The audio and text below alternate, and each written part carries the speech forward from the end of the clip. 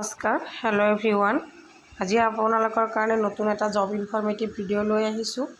প্ৰথমতে মই কৈ লওঁ, অসমীয়া বিজ্ঞাপন চেনেলটো যদি আপোনালোকে ছাবস্ক্ৰাইব কৰা নাই তেতিয়াহ'লে ছাবস্ক্ৰাইব কৰি লওক, কিয়নো মই সদায় up to date job informative ভিডিঅ'সমূহ লৈ আহি আছোঁ। যদি আপোনালোকে চাব বিচাৰে এনেকুৱা জব ইনফৰ্মেটিভ ভিডিঅ' তেতিয়াহ'লে চেনেলটো ছাবস্ক্ৰাইব কৰি লওক। আজি লৈ আহিছোঁ department of food and nutrients college of community science Assam agriculture university Jorhat. এইটো আহিছে আছাম এগ্ৰিকালচাৰৰ বিভাগৰ পোষ্ট। এইটো আপোনালোকৰ ডাইৰেক্ট ইয়াতে লিখা আছে, চাওক, walk and interview for selection of candidates. এইটো ৱাক এণ্ড ইণ্টাৰভিউ হ'ব, ডাইৰেক্ট ৱাক এণ্ড ইণ্টাৰভিউৰ পৰা চিলেকশ্যন হ'ব। Selection candidates of the JFR and skilled worker under the BDT funded project। এইটো আপোনালোকৰ GRF স্কিল ৱৰ্কাৰ আণ্ডাৰ হ'ল এইটো DBT।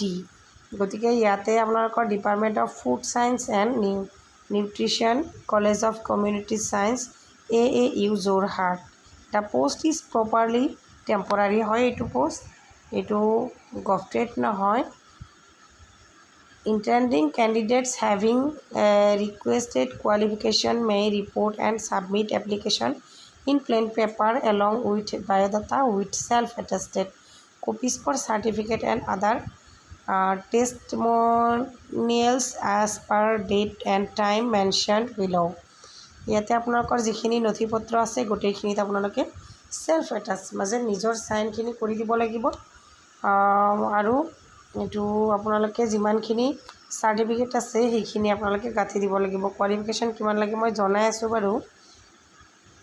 ইয়াতে the advertise may be also' চিন ইন AAU ৱেবছাইট। এইটো ৱেবছাইটটো দিয়া আছে, আপোনালোকে ৱেবছাইটটোতো চাই ল'ব পাৰিব।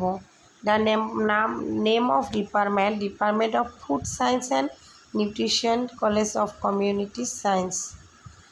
Name of the position JRF। Name of the post 1। Education qualification চাবলৈ গ'লে ইয়াতে আপোনালোকৰ লাগিব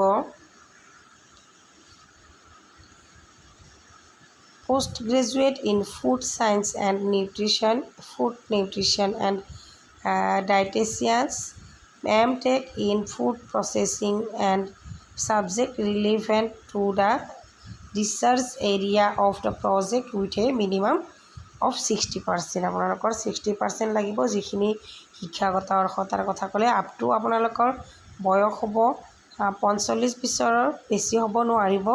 ইয়াতে পে অফ এলাউন্সেছ ইয়াতে 37,000 টকা আপোনালোকৰ দৰমহা হ'ব আৰু HRA +